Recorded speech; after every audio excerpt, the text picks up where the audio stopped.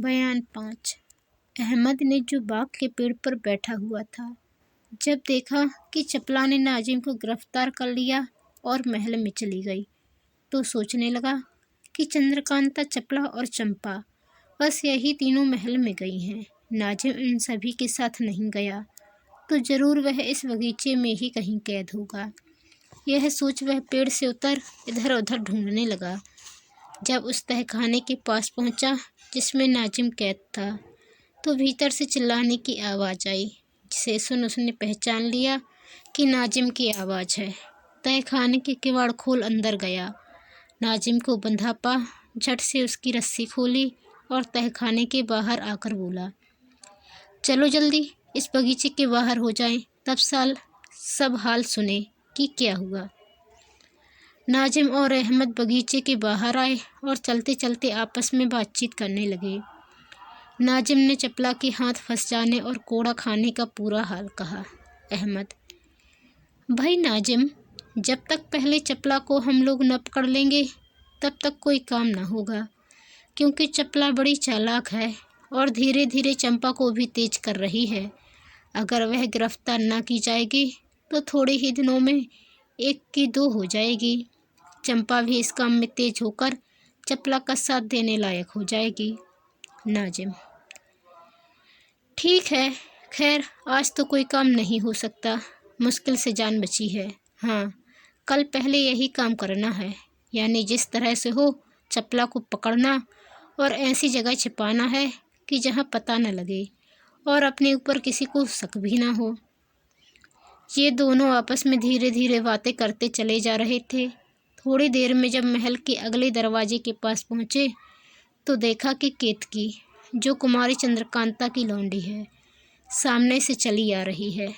तेज सहने भी, जो केतकी के वेश में चले आ रहे थे, नाजिम और अहमद को देखते ही पहचान लिया और सोचने लगे कि भले मौके पर ये दोनों मिल गए हैं और अपनी भी सूरत अच्छी है। इस समय इन दोनों से कुछ खेल करना चाहिए और बन पड़े तो दोनों नहीं, एक को तो ज़रूर ही पकड़ना चाहिए। तेज सह जानबूझकर इन दोनों के पास से होकर निकले।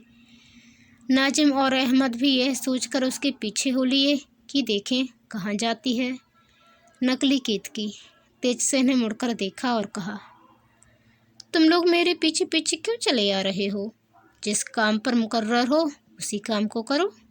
अहमद ने कहा, किस काम पर मुकर्रर हैं और क्या करें? तुम क्या जानती हो? केतकी ने कहा, मैं सब जानती हूँ, तुम वही काम करो जिसमें चपला के हाथ की जूतियाँ नसीब हो। जिस जगह तुम्हारी मददगार एक लौंडी तक नहीं है, वहाँ तुम्हारे किए क्या होगा?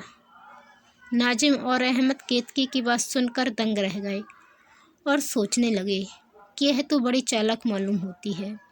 अगर हम लोगों के मेल में आ जाए तो बड़ा काम निकले। इसकी बातों से मालूम भी होता है कि कुछ लालच देने पर हम लोगों का साथ देगी। नाजिम ने कहा, सुनो केतकी, हम लोगों का तो काम ही चालाकी करने का है।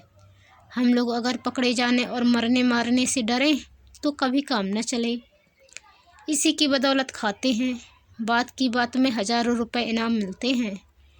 खुदा की मेहरबानी से तुम्हारे जैसे मददगार भी मिल जाते हैं, जैसे आज तुम मिल गई। अब तुमको भी मुनासिब है कि हमारी मदद करो। जो कुछ हमको मिलेगा उससे हम तुमको भी हिस्सा देंगे। केतकी ने कहा, सुनो जी, मैं उम्मीद के ऊपर जान देने वाली नहीं हूँ, वे कोई दूसरे होंगे। मैं तो पहले दाम लेती हूँ। अब इस वक्त अगर कुछ मुझको दो तो मैं अभी तेज सिंह को तुम्हारे हाथ गिरफ्तार करा दूँ, नहीं तो जाओ, जो कुछ करते हो करो। तेज सिंह की गिरफ्तारी का हाल सुनते ही दोनों की तबीयत खुश हो गई। नाजिम ने कहा, अगर तेज सिंह को पकड़वा दो तो जो कहो हम तुमको दें। केतकी, 1000 रुपये से कम मैं हरगिज न लूँगी। अगर मंजूर हो तो लाओ रुपए मेरे सामने रखो। नाजिम, अब इस वक्त आधी रात को मैं कहाँ से रुपए लाऊं? हाँ, कल ज़रूर दे दूँगा। केतकी, ऐसी बातें मुझसे न करो, मैं पहले ही कह चुकी हूँ कि मैं उधार सौदा नहीं करती। लो मैं जाती हूँ। नाजिम आगे से रोककर, सुनो तो, तुम खफा क्यों होती हो? अगर तुमको हम लोगों का एतबार ना हो तो तुम इसी जगह ठहरो, हम लोग जाकर रुपए ले आते हैं। केतकी, अच्छा, एक आदमी यहाँ मेरे पास रहे और एक आदमी जाकर रुपए ले आओ। नाजिम, अच्छा अहमद यहाँ तुम्हारे पास ठहरता है, मैं जाकर रुपए ले आता हूँ। यह कहकर नाजिम ने अहमद को तो उसी जगह छोड़ा और आप खुशी खुशी क्रूर सिंह की तरफ रुपए लेने को चला। नाजिम के चले जाने के बाद थोड़ी देर तक केतकी और अहमद इधर उधर की बातें करते रहे।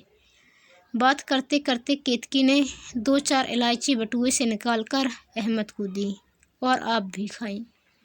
अहमद को तेज सिंह के पकड़े जाने की उम्मीद में इतनी खुशी थी कि कुछ सोच न सका और इलायची खा गया, मगर थोड़ी ही देर में उसका सिर घूमने लगा। तब समझ गया कि यह कोई एआर चालाक है जिसने धोखा दिया।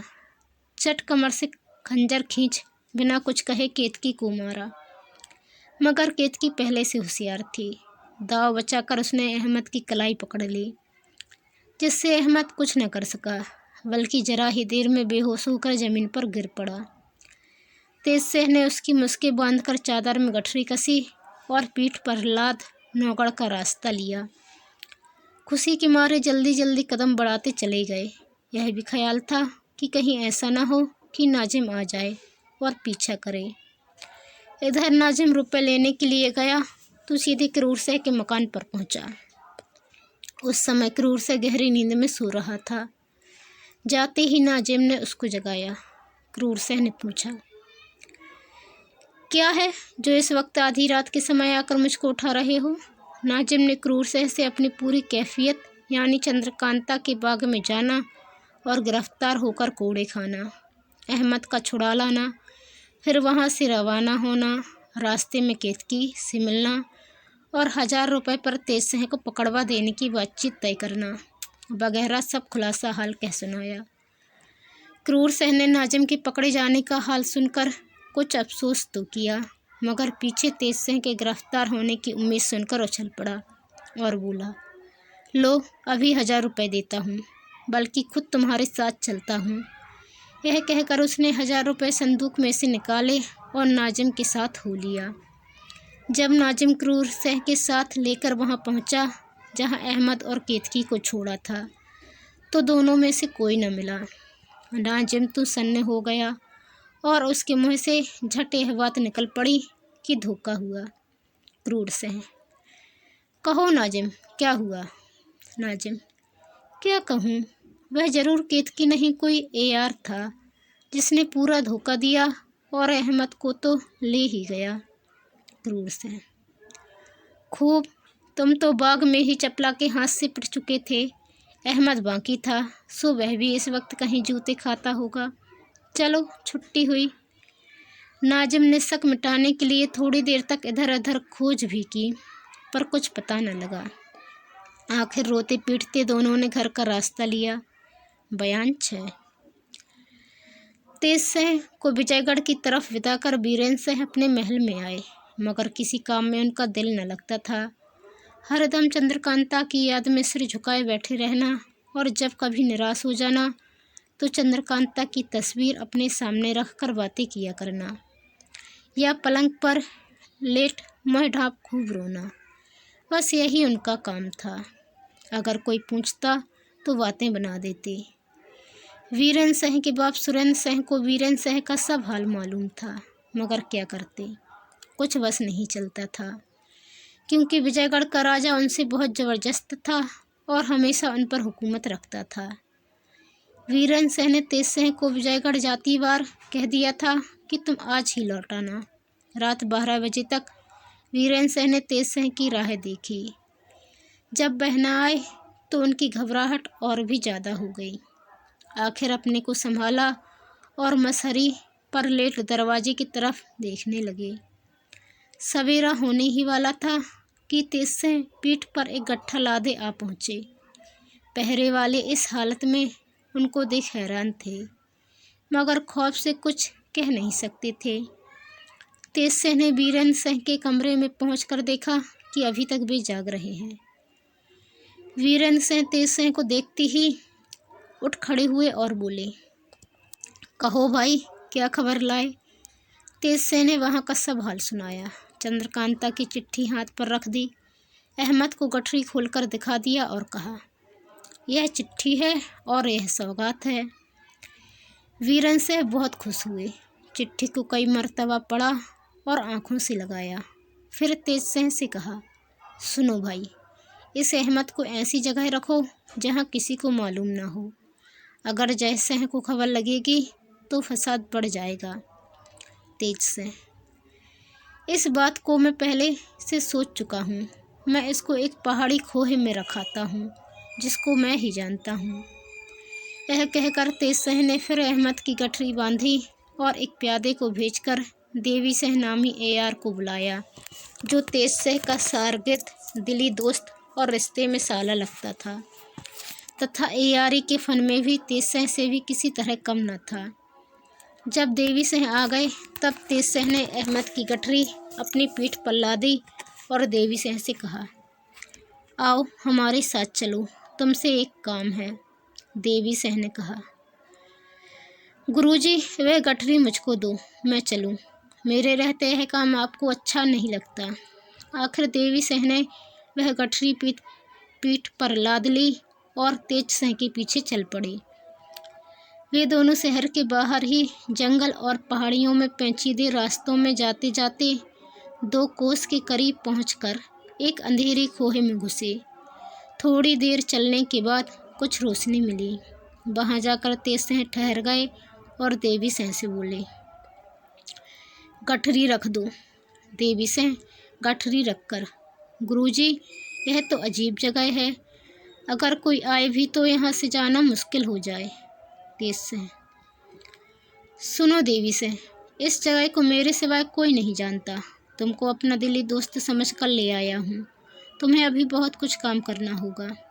देवी सिंह, मैं आपका तावेदार हूँ, तुम गुरु हो, क्योंकि ARE तुम्ही ने मुझको सिखाई है। अगर मेरी जान की ज़रूरत पड़े तो मैं देने को तैयार हूँ। तेज सिंह, सुनो, और जो बातें मैं तुमसे कहता हूँ उनका अच्छी तरह ख्याल रखो।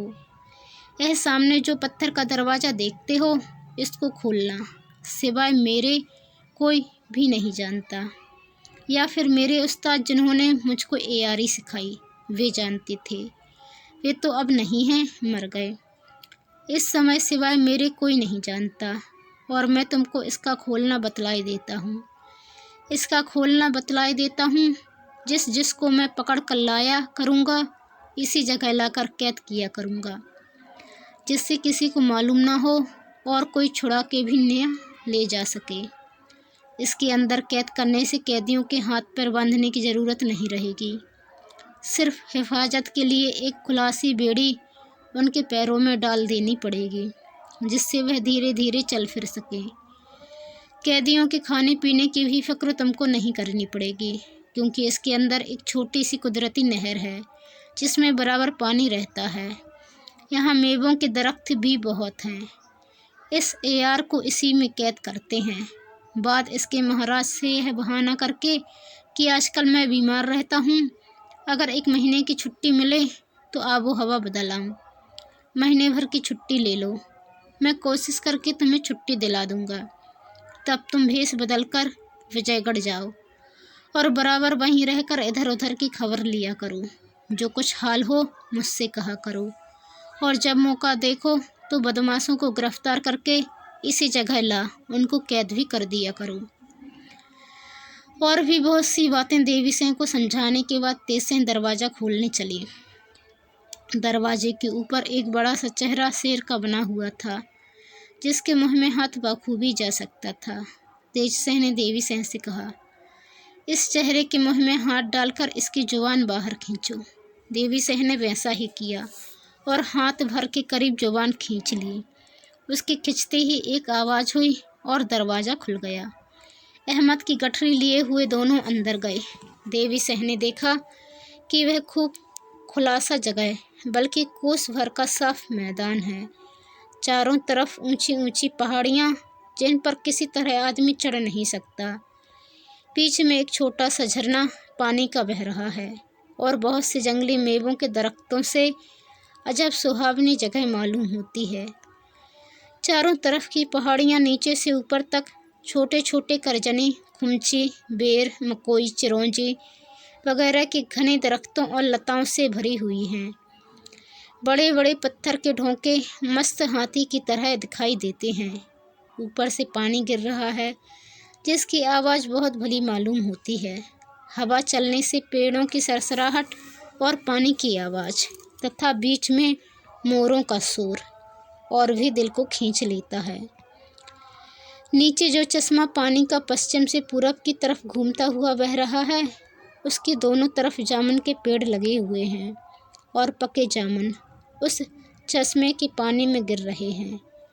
पानी भी चश्मे का इतना साफ है कि ज़मीन दिखाई देती है, कहीं हाथ भर, कहीं कमर बराबर, कहीं उससे भी ज़्यादा होगा। पहाड़ों में कुदरती खोहे बने हैं जिनके देखने से मालूम होता है कि मानो ईश्वर ने यहाँ सैलानियों के रहने के लिए कोठरियाँ बना दी हैं। चारों तरफ की पहाड़ियाँ ढलवा और बनस्बत नीचे के ऊपर से ज़्यादा खुलासा थीं और उन पर बादलों के टुकड़े छोटे छोटे सामियानों का मज़ा दे रहे थे। यह जगह ऐसी सुहावनी थी कि बरसों रहने पर भी किसी की तबीयत न घबराए बल्कि खुशी मालूम हो। सुबह हो गई, सूरज निकल आया। तेज सैन ने अहमद की गठरी खोली, उसका एयारी का बटुआ और खंजर जो कमर में बंधा था ले लिया और एक बेड़ी उसके पैर में डालने के बाद होशियार किया। जब अहमद होश में आया और उसने अपने को इस दिलचस्प मैदान में देखा तो यकीन हो गया कि वह मर गया है और फरिश्ते उसको यहाँ ले आए हैं। लगा कलमा पढ़ने। तेज सैन ने उसके कलमा पढ़ने पर हंसी आई। बोली, मियाँ साहब आप हमारे कैदी हैं, इधर देखिए। अहमद ने तेज सैन की तरफ देखा, पहचानते ही जान सूख गई। समझ गया कि तब न मरे तो अब मरे। बीबी केतकी की सूरत आंखों के सामने फिर गई। खौफ ने उसका गला ऐसा दबाया कि एक हर्फ भी मुँह से ना निकल सका।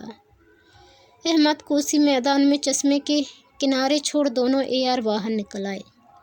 तेज सैन ने देवी सैन से कहा, इस शेर की जुबान जो तुमने बाहर खींच ली है उसी के मुँह में डाल दो। देवी सैन ने वैसा ही किया।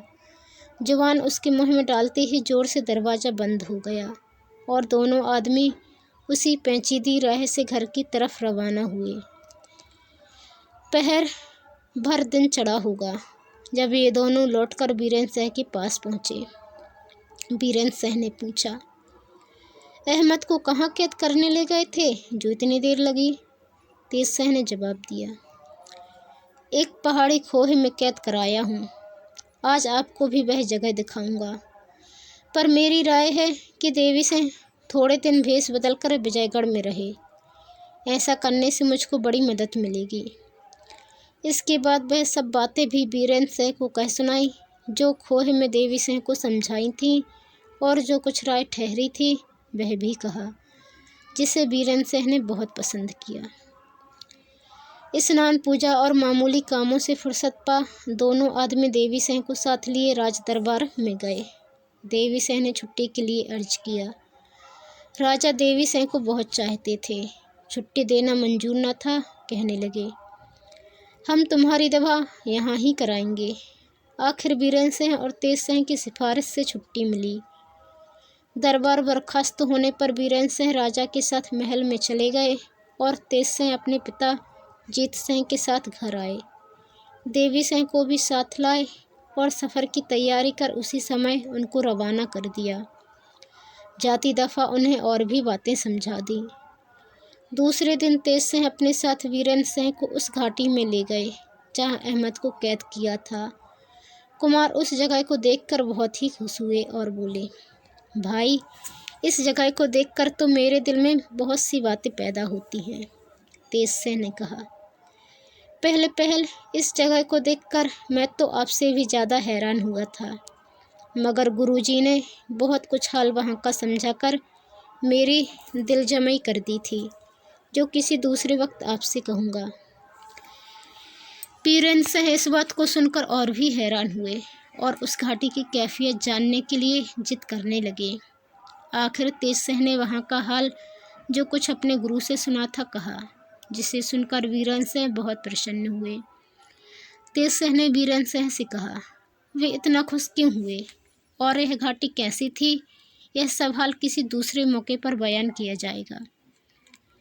वे दोनों वहाँ से रवाना होकर अपने महल आए। कुमार ने कहा, भाई अब तो मेरा हौसला बहुत बढ़ गया है, जी में आता है कि जयसिंह से लड़ा जाऊं। तेज शाह ने कहा, आपका हौसला ठीक है, मगर जल्दी करने से चंद्रकांता की जान का खौफ है। आप इतना घबराते क्यों हैं? देखिए तो क्या होता है। कल मैं फिर जाऊंगा और मालूम करूंगा कि अहमद के पकड़े जाने से दुश्मनों की क्या कैफियत हुई। फिर दूसरी बार आपको ले चलूंगा। वीरेंद्र शाह ने कहा, नहीं, अब की बार मैं ज़रूर चलूंगा। इस तरह एकदम डरपोक होकर बैठे रहना मर्दों का काम नहीं।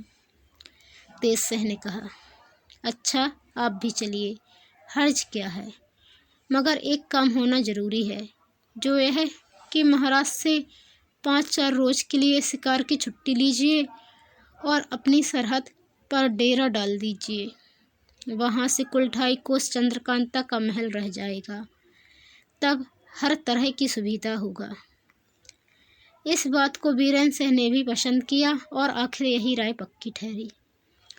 कुछ दिन बाद वीरेंद्र शाह ने अपने पिता सुरेंद्र शाह के शिकार के लिए 8 दिन की छुट्टी ले ली और थोड़े से अपने दिली आदमियों को, जो खास उन्हीं के खिदमती थे और उनको जान से ज़्यादा चाहते थे, साथ ले रवाना हुए। थोड़ा सा दिन बाकी था, तब नौगढ़ और विजयगढ़ के सिवाने पर इन लोगों का डेरा पड़ गया। रात भर वहाँ मुकाम रहा और राह ठहरी कि पहले तेज शाह विजयगढ़ जाकर हालचाल ले आए। बयान 7। अहमद के पकड़े जाने से नाजिम बहुत उदास हो गया और क्रूर शाह को तो अपनी ही फिक्र पड़ गई कि कहीं तेज शाह मुझको भी न पकड़ ले जाए। इस खौफ से वह हरदम चौकन्ना रहता था, मगर महाराज जयसिंह के दरबार में रोज आता और वीरेंद्र शाह के प्रति उनको भड़काया करता। एक दिन नाजिम ने क्रूर शाह को यह सलाह दी कि जिस तरह हो सके अपने बाप कुपत शाह को मार डालो। उसके मरने के बाद जयसिंह जरूर तुमको मंत्री वजीर बनाएंगे। उस वक्त तुम्हारी हुकूमत हो जाने से सब काम बहुत जल्द होगा। आखिर क्रूर शाह ने जहर दिलवाकर अपने बाप को मरवा डाला। महाराज ने कुपत शाह के मरने पर अफसोस किया और कई दिन तक दरबार में न आए। शहर में भी कुपत शाह के मरने का गम छा गया। क्रूर शाह ने जाहिर में अपने बाप के मरने का भारी मातम किया और 12 रोज के वास्ते अलग बिस्तर जमाया। दिन भर तो अपने बाप को रोता, पर रात को नाजिम के साथ बैठकर चंद्रकांता से मिलने तथा तेज शाह और वीरेंद्र शाह को गिरफ्तार करने की फिक्र करता।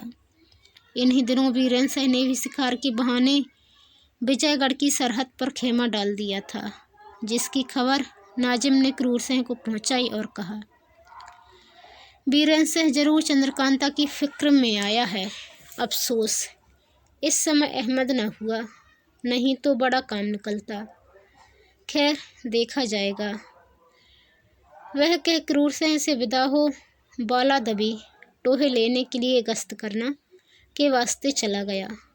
तेज शाह वीरेंद्र शाह से रुखसत हो विजयगढ़ पहुँचे और मंत्री के मरने तथा शहर भर में गम छाने का हाल लेकर वीरेंद्र शाह के पास लौट आए। यह भी खबर लाए कि 2 दिन बाद सूतक निकल जाने पर महाराज जयसिंह क्रूर को अपना दीवान बनाएंगे।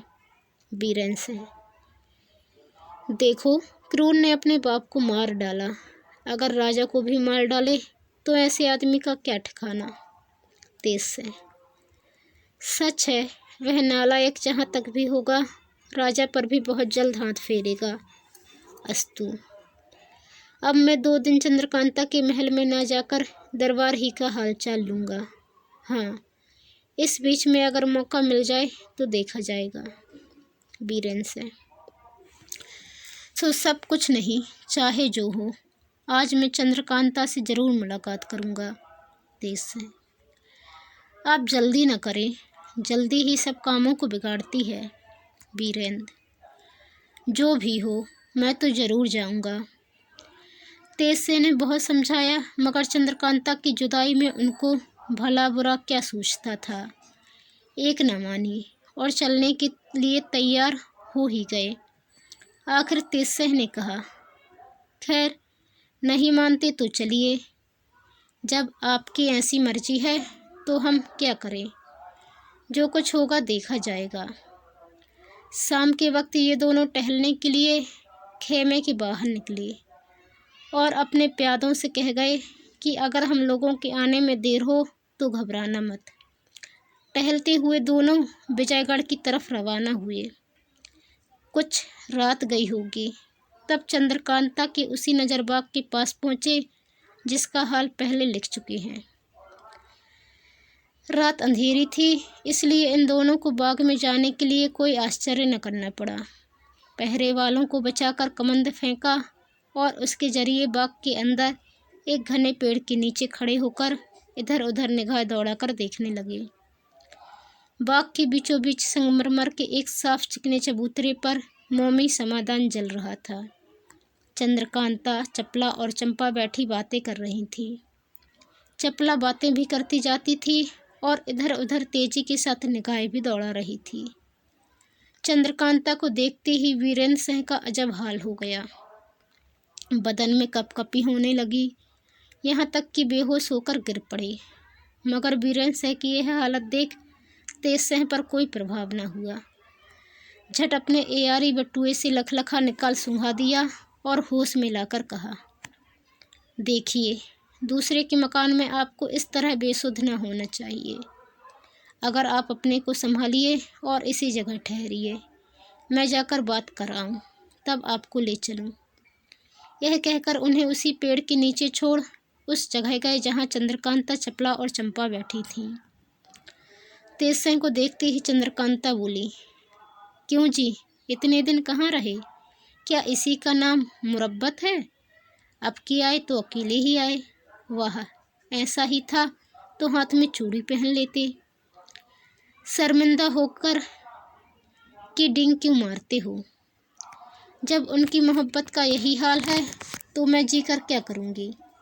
कहकर चंद्रकांता रोने लगी, यहाँ तक कि हिचकी बंध गई। तेज सिंह उसकी हालत देख बहुत घबराए और बोले, बस इसी को नादानी कहते हैं। अच्छी तरह हाल भी न पूछा और लगी रोने। ऐसा ही है तो उनको लिए आता हूँ। यह कहकर तेज सिंह वहाँ गए जहाँ बीरेंद्र सिंह को छोड़ा था और उनको अपने साथ ले चंद्रकांता के पास लौटे। चंद्रकांता बीरेंद्र सिंह के मिलने से बड़ी खुश हुई। दोनों मिलकर खूब रोए, यहाँ तक कि बेहोश हो गए, मगर थोड़ी देर बाद होश में आ गए और आपस में शिकायत मिली मोहब्बत की बात करने लगे। अब जमाने का उलटफेर देखिए, घूमता फिरता टोही लगाता नाजिम भी उसी जगह आ पहुंचा और दूर से इन सभी की खुशी भरी मजलिस देखकर जल मरा। तुरंत ही लौटकर क्रूर सिंह के पास पहुंचा। क्रूर सिंह ने नाजिम को घबराया हुआ देखा और पूछा, क्यों, क्या बात है जो तुम इतना घबराए हुए हो? नाजिम, है क्या, जो मैं सोचता था वही हुआ। यही वक्त चालाकी का है, अगर अब भी कुछ ना बन पड़ा तो बस तुम्हारी किस्मत फूट गई, ऐसा ही समझना पड़ेगा। क्रूर सिंह, तुम्हारी बातें तो कुछ समझ में नहीं आती, खुलासा कहो, क्या बात है?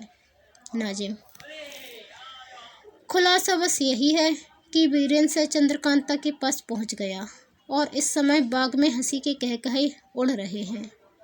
यह सुनते ही क्रूर सिंह की आंखों के आगे अंधेरा छा गया।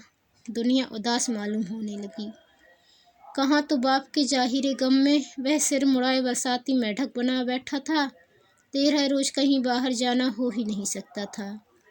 मगर इस खबर ने उसको अपने आपे में न रहने दिया। फौरन उठ खड़ा हुआ और उसी तरह नंग धड़ंग औंधी हांडी सा सिर लिए महाराज जयसिंह के पास पहुंचा। जयसिंह क्रूर सिंह को इस तरह आया देख हैरान हो बोले, क्रूर सिंह, सूतक और बाप का गम छोड़कर तुम्हारा इस तरह आना मुझको हैरानी में डाल रहा है। क्रूर सिंह ने कहा, महाराज हमारे बाप तो आप हैं, उन्होंने तो पैदा किया, परवरिश आपकी बदौलत होती है। जब आपकी इज्जत में बट्टा लगा तो मेरी जिंदगी किस काम की है और मैं किस लायक गिना जाऊंगा। जयसिंह गुस्से में आकर, क्रूर सिंह, ऐसा कौन है जो हमारी इज्जत बिगाड़े। क्रूर सिंह, एक अदना आदमी। जयसिंह दांत पीसकर, जल्दी बताओ वह कौन है जिसके सिर पर मौत सवार हुई है। क्रूर सिंह, बीरेंद्र सिंह।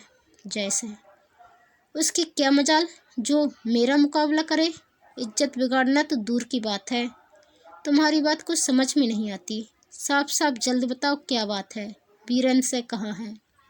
क्रूर सिंह, आपके चोर महल के बाग में। यह सुनते ही महाराज का बदन मारे गुस्से के कांपने लगा। तड़प कर हुक्म दिया, अभी जाकर बाग को घेर लो, मैं कोट किला है वहां जाता हूँ।